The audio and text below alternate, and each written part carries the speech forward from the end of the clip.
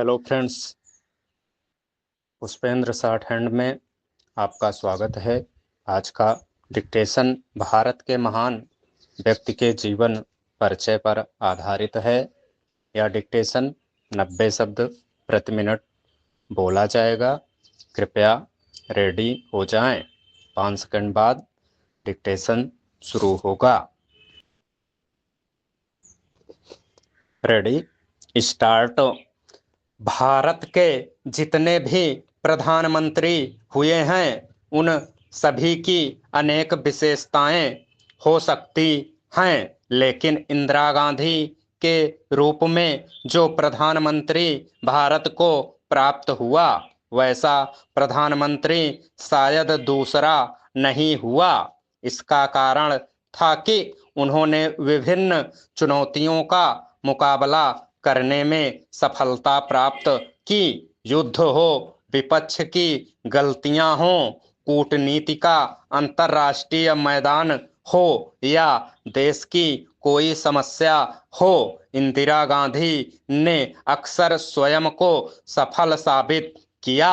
ऐसे अपार साहस, निर्णय शक्ति और धैर्य की धारणी इंदिरा गांधी का जन्म इलाहाबाद के आनंद भवन में 19 नवंबर 1917 को हुआ था।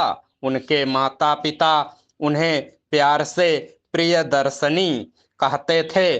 पिता जवाहरलाल नेहरू के राजनीति में व्यस्त रहने के कारण इंदिरा को बचपन में अपनी मां श्रीमती कमला नेहरू का सानिध्य अधिक मिला।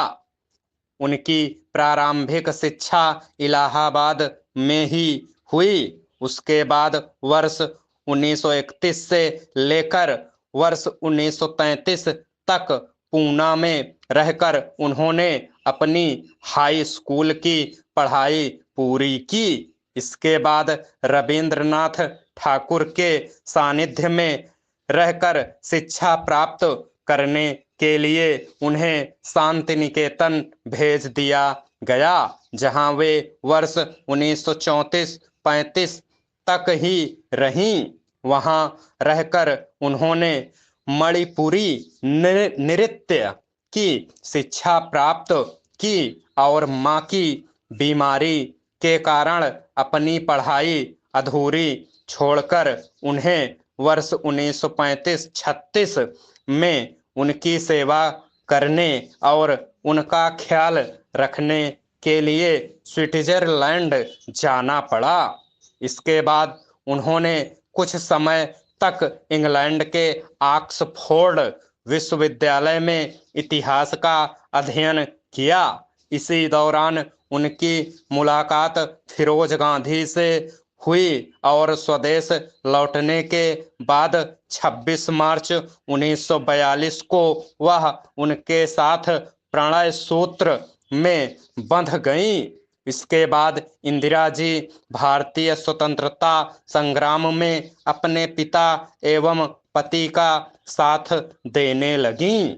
सही तौर पर देखा जाए तो इंदिरा जी का सक्रिय राजनीतिक जीवन उनके बचपन में ही शुरू हो गया था। उनके पिता उन दिनों भारत के स्वतंत्रता संग्राम के सच्चे सिपाही के रूप में संघर्षरत थे। इसलिए उनके घर पर महात्मा गांधी, सरदार वल्लभ भाई पटेल, लाल बहादुर शास्त्री, सी राजगोपालाचारी, सरोजनी नायडू जैसे अनेक महान स्वतंत्रता सेनानियों का आना जाना लगा रहता था। अपने घर के राजनीतिक माहौल का उन पर अनुकूल प्रभाव पड़ा और तत्कालीन महान नेताओं के सानिध्य के फलस्वरूप इंदिरा राजनीति में प्रखर होने लगी।